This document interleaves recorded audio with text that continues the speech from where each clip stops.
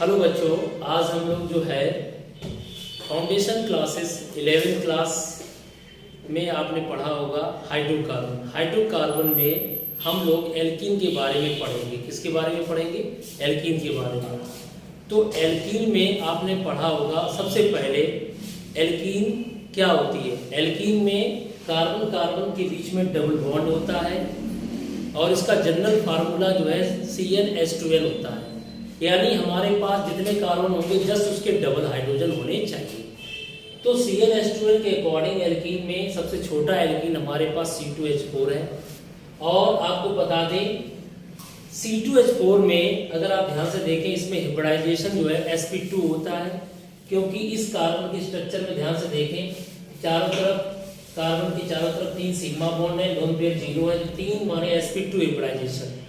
sp2 hybridisation जब होता है तो ट्राइएंगुलर प्लेनर स्ट्रक्चर होती है और इसमें कार्बन कार्बन के बीच में डबल बॉन्ड है जिसकी बॉन्ड लेंथ 1.34 एंगस्ट्रॉम के आसपास होती है और CH की बॉन्ड लेंथ थोड़ी कम होती है क्योंकि हल्का सा पोलैरिटी का कैरेक्टर पाया जाता है, क्योंकि कार्बन की इलेक्ट्रोनेगेटिविटी 2.5 होती है, हाइड्रोजन की 2.1 होती है।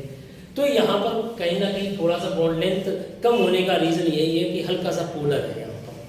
इसलिए bond length inversely proportional to bond energy, जिसकी बॉन्ड लेंथ ज्यादा होती है उसकी बॉन्ड एनर्जी कम होती है। अगर इसकी बॉन्ड लेंथ ज्यादा है तो इसकी बॉन्ड एनर्जी कम होनी चाहिए। ठीक है बच्चों, इस तरीके से क्वेश्चन आता है कि एल्कीन में कौन सा आइसोमेरिज्म पाया जाता है, किस तरीके का आइसोमेरिज्म होते हैं। तो आइसोमेरिज्म 2 तरीके के होते हैं, structural isomerism, stereo isomerism. Structural isomerism में आपने पढ़ा होगा चेन आइसोमर्स, पोजीशन, फंक्शनल, ये आपने पढ़े होंगे। बच्चों प्लीज ध्यान से समझिएगा, बोलना मत। तो चेन आइसोमेरिज्म की अगर बात करते हैं तो चेन आइसोमेरिज्म में ये देखिए, इसका नाम है ब्यूटीन 1, इसका नाम देखिए ब्यूटीन 1 है, लेकिन इसका नाम बदल गया 1 2 3 2 मिथाइल प्रोपीन। अब इन दोनों में क्या डिफरेंस है? चेन में परिवर्तन आ गया है। चेन सीधे हैं चारों कार्बन, यहाँ पर बीच में ब्रांचिंग आ गई चेन आइसोमेरिज्म में, मतलब स्ट्रक्चर बदल गई है चेन बदलने पर, चेन में डिस्टर्बेंस हो गया। पोजीशन का मतलब देखिए, आपने पढ़ा होगा ब्यूटीन 1 ब्यूटीन 2, तो ये ब्यूटीन 1 है, ये ब्यूटीन 2 है, तो इसमें क्या है, डबल बॉन्ड की पोजीशन बदल गई है, that is a position isomerism. Functional isomerism होती नहीं है, रिंग चेन को यहाँ फंक्शनल आइसोमेरिज्म ग्रुप में कंसीडर किया गया है। जैसे कि ये हमारा है ब्यूटीन 1, लेकिन इसी से बना है साइक्लोब्यूटेन। गौर से देखो, चारों कार्बन कनेक्टेड हैं तो साइक्लोब्यूटेन है, दोनों का फार्मूला C4H8 है, लेकिन दोनों के स्ट्रक्चर्स में अलग अलग है। तो फार्मूला सेम, स्ट्रक्चर अलग अलग हो उसे स्ट्रक्चरल आइसोमर्स कहते हैं, जैसे कि ये है। ठीक है, अब आता है ज्योमेट्रिकल आइसोमेरिज्म। बच्चों एक बात याद रखो, एल्कीन की जो कॉमन आइसोमेरिज्म होती है वो ज्योमेट्रिकल आइसोमेरिज्म होती है। यहाँ पर ये सिस ब्यूटीन 2 है, ये ट्रांस ब्यूटीन 2 है। तो सिस ब्यूटीन में दोनों एल्किल ग्रुप अगर एक साइड में है तो सिस होगा, दोनों डायगोनली विपरीत कर दे अपोजिट डायरेक्शन में तो उसे ट्रांस कहेंगे ब्यूटीन। तो ब्यूटीन 2 2 प्रकार के हैं, सिस ब्यूटीन, ट्रांस ब्यूटीन। बताओ कौन ज्यादा स्टेबल होता है? ट्रांस ब्यूटीन ज्यादा स्टेबल है।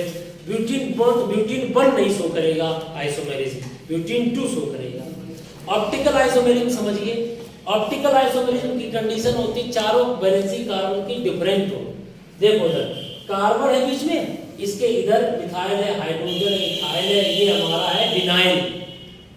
अब ये है तो एल्कीन पूरा, अगर इसका नॉमेनक्लेचर करें 1 2 3 4 5 पेंटीन 1 है और 3 मिथाइल पेंटीन 1 है, लेकिन 3 मिथाइल पेंटीन 1 में एल्कीन तो है, लेकिन कार्बन कौन सा ऑप्टिकल एक्टिव है, कौन कायरल कार्बन एटम है, ये 3 नंबर वाला, इसकी चारों वैलेंसी अलग अलग है। और कम से कम एक ऐसा कार्बन होना चाहिए जिसकी चारों वैलेंसी अलग अलग हो, वो ऑप्टिकल आइसोमेरिज्म शो करता है। तो ये ऑप्टिकल आइसोमेरिज्म शो करेगा, इसके डेस्ट्रो लिगो फॉर्म होंगे। ठीक है, नेक्स्ट आता है जो मेन टॉपिक है बच्चों, अब हम लोग पढ़ेंगे एल्कीन की प्रिपरेशन। एल्कीन की प्रिपरेशन का पहला पार्ट जो है, यानी स्टार्टिंग की पहली रिएक्शन है डीहाइड्रोहेलोजिनेशन। मोस्ट इंपॉर्टेंट है। अगर आपसे पूछा जाए एलिमिनेशन रिएक्शन क्या है तो आप उसी में आप पढ़ेंगे एलिमिनेशन के बारे में। ठीक है बच्चों, तो आप लोग समझ लीजिए ध्यान से प्लीज बेटा।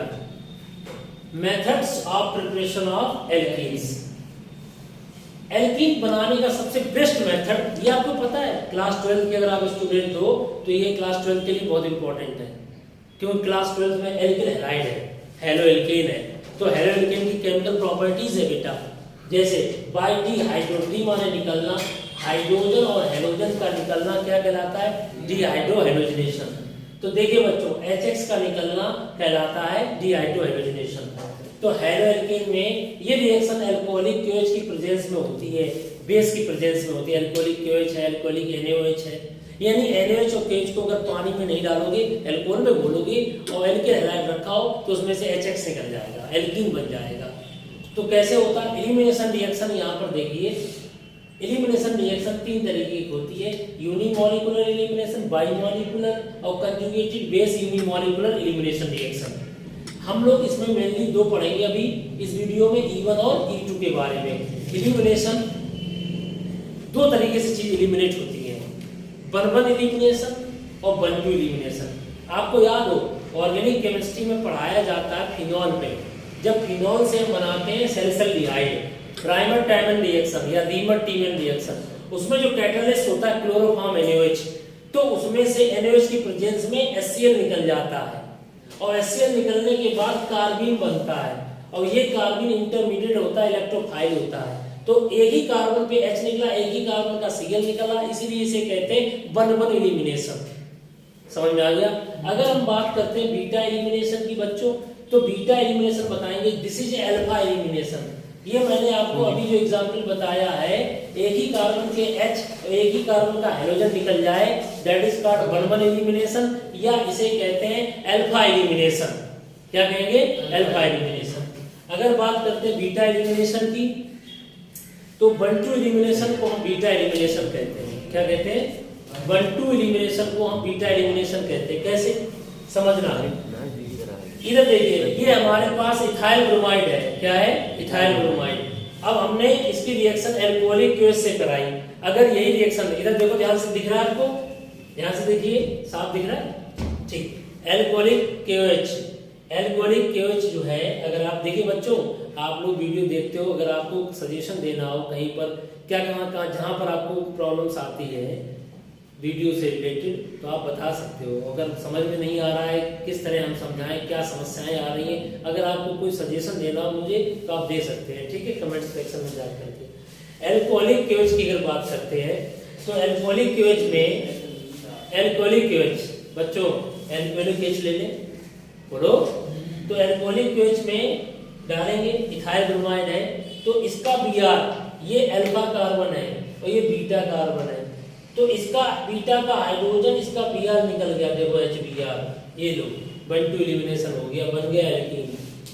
HBr का निकलना कहलाएगा डीहाइड्रो हेलोजिनेशन, ठीक है।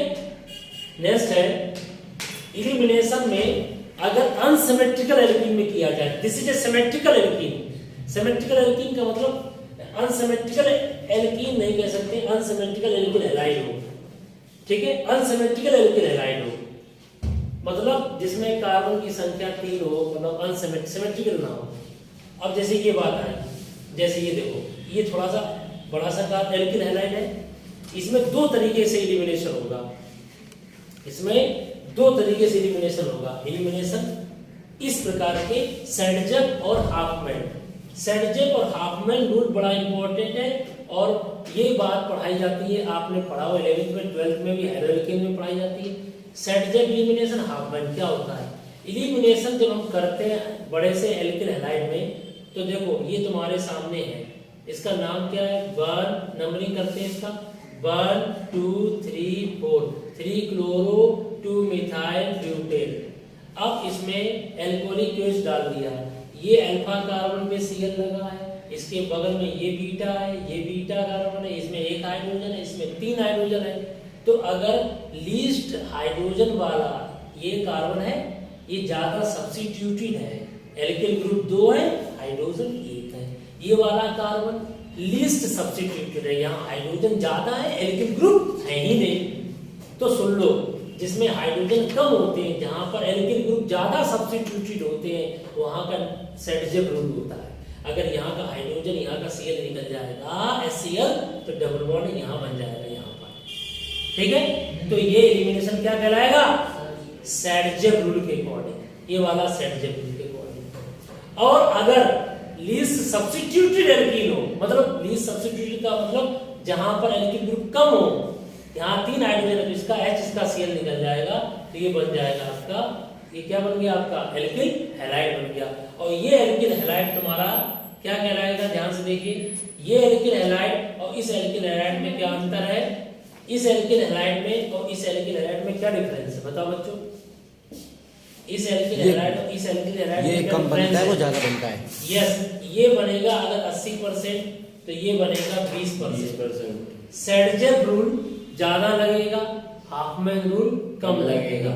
सेडजेब रूल के अकॉर्डिंग हम उधर से H निकालेंगे जहां पर कम H हो हाइड्रोजन पे, जिस कार्बन पे ज्यादा एल्किल ग्रुप होंगे वो H निकलेगा यहाँ से HCl। यहाँ पर हाइड्रोजन 3 है, अगर यहाँ से निकालोगे तो ये कहलाएगा हाफमैन रूल, ये कहलाएगा सेडजेब रूल। तो इसका नाम क्या हो गया, 1 2 3 4 2 मिथाइल ब्यूटीन 2। अब यहाँ पे नंबरिंग किधर से करेंगे, इधर से कि इधर से, नंबरिंग अब यहाँ से होगी। क्यों होगी, डबल बॉन्ड को प्रायोरिटी दी जाएगी। 3 मिथाइल ब्यूटीन 1, ये बनेगा कम और ये बनेगा ज्यादा, ठीक है। अब ये इस साल बोर्ड एग्जाम में, अगर खासकर 12th में अगर आप पढ़ रहे हो तो आपके एग्जाम में ये क्वेश्चन आ सकता है। ये दिया जाएगा एल्किल हैलाइड, वहां वो लिख भी सकते हैं, वहां वो ये लिख सकते हैं, बताओ कि 3 क्लोरो 2 मिथाइल ब्यूटेन का एल्कोहलिक OH की प्रेजेंस में रिएक्शन कराएं तो जो प्रोडक्ट बनेंगे वो मेजर प्रोडक्ट कौन सा होगा, तो मेजर प्रोडक्ट का नाम क्या बना, 2 मिथाइल ब्यूटेन 2, और माइनर प्रोडक्ट का नाम बना हाफमैन रूल के अकॉर्डिंग क्या बना, 3 मिथाइल ब्यूटेन 1। समझ रहे हो, ये बनेगा कम, ये बनेगा ज्यादा, ये बनेगा सेडजेब से, ये बनेगा हाफमैन। ठीक है बच्चों, अब हम लोग समझते हैं एलिमिनेशन की मैकेनिज्म, एलिमिनेशन की